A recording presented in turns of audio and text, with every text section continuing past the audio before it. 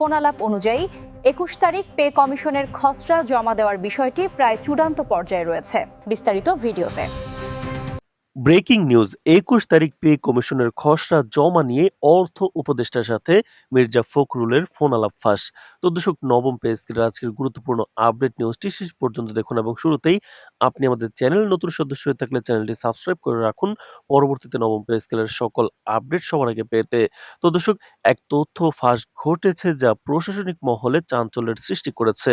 জানা গেছে ২১ জানুয়ারি পে কমিশনের খসড়া প্রতিবেদন জমা দেওয়ার বিষয়ে অর্থ উপদেষ্টা এবং বিএনপি মহাসচিব মির্জা ফখরুল ইসলাম আলমগীরের মধ্যে একটি ফোন আলাপ ফাঁস হয়ে গেছে। এই আলাপের বিস্তারিত বিষয়বস্তু প্রকাশ্যে আসার পরেই সরকারি কর্মকর্তা কর্মচারীদের মধ্যে নতুনভাবে উত্তেজনা, কৌতূহল এবং আলোড়ন দেখা দিয়েছে।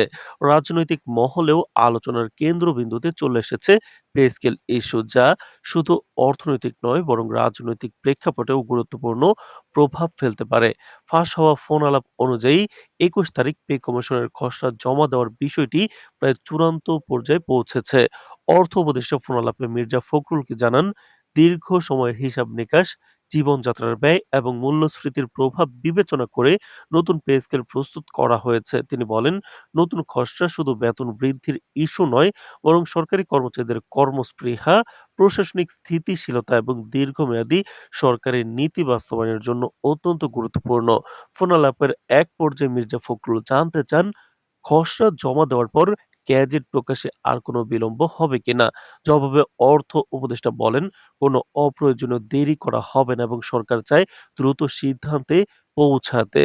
তো দর্শক, এছাড়া আলাপে উঠে আসে নতুন পে স্কেল কতটুকু বেতন বৃদ্ধি হবে, গ্রেড সংখ্যা কত থাকবে এবং ভাতা কাঠামোতে কি কোনো পরিবর্তন আসছে কিনা। অর্থ উপদেষ্টা জানান, বেতন বৃদ্ধি এবং ভাতা বৃদ্ধির হার নির্ধারণে সরকারি আর্থিক সক্ষমতা, কর্মচারীদের দীর্ঘদিনের দাবি এবং দেশের অর্থনৈতিক প্রেক্ষাপট সমন্বয় করা হয়েছে। তিনি আরো বলেন, এই পে স্কেল বাস্তবায়ন হলে সরকারি কর্মচারীদের জীবনে প্রভাব পড়বে এবং দীর্ঘমেয়াদে প্রশাসনিক কার্যকারিতাও বাড়বে। তো দর্শক, ভিডিওটির এই মুহূর্ত পর্যন্ত যারা দেখছেন চ্যানেলটি সাবস্ক্রাইব করে রাখুন পরবর্তীতে নবম পে স্কেলের সকল আপডেট সবার আগে পেতে। তো দর্শক, ফোন আলাপে নির্বাচন কেন্দ্রিক বিষয়টিও আলোচিত হয়েছে। মির্জা ফখরুল প্রশ্ন করেন, নির্বাচনের আগে গ্যাজেট প্রকাশ করা হবে কিনা।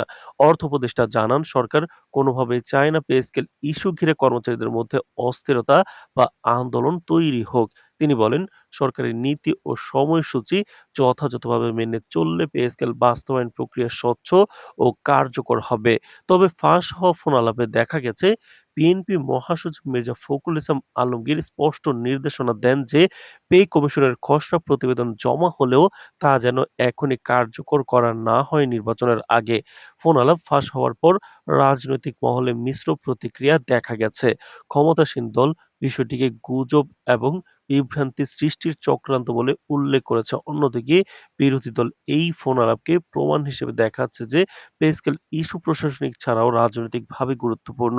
বিশেষজ্ঞরা বলছেন, এই ফাঁস প্রশাসনিক স্বচ্ছতা, সরকারি নীতি বাস্তবায়ন এবং রাজনৈতিক প্রতিযোগিতার মধ্যে সরাসরি প্রভাব ফেলতে পারে।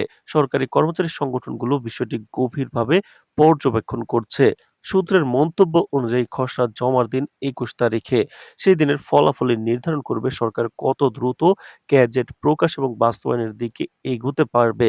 দেশের বিভিন্ন অঞ্চলের সরকারি কর্মচারীরা এই খসড়া জমা হওয়া গ্যাজেট প্রকাশ এবং কার্যকর হওয়ার সময় তাকিয়ে রয়েছেন।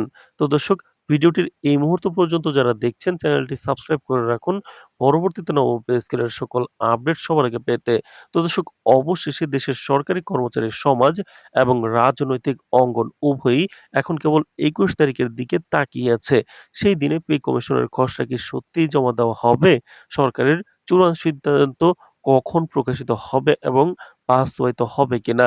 এই প্রশ্নের উত্তরে নির্ভর করবে আগামী প্রেক্ষাপট, কর্মচারী ও রাজনৈতিক দলের প্রতিক্রিয়া এবং দেশের প্রশাসনিক স্থিতিশীলতা। এই ফাঁস হওয়া ফোন আলাপ ইতিমধ্যেই পে স্কেল ইস্যুকে শুধু অর্থনৈতিক নয়, রাজনৈতিক প্রেক্ষাপটে অত্যন্ত সংবেদনশীল করে তুলেছে, যা আগামী দিনে আরো বড় আলোড়ন সৃষ্টি করতে পারে। তো দর্শক, ভিডিওটির এই মুহূর্ত পর্যন্ত যারা দেখছেন চ্যানেলটি সাবস্ক্রাইব করে রাখুন পরবর্তীতে নবম পে স্কেলের সকল আপডেট সবার আগে পেতে। আজ এ পর্যন্তই। ধন্যবাদ।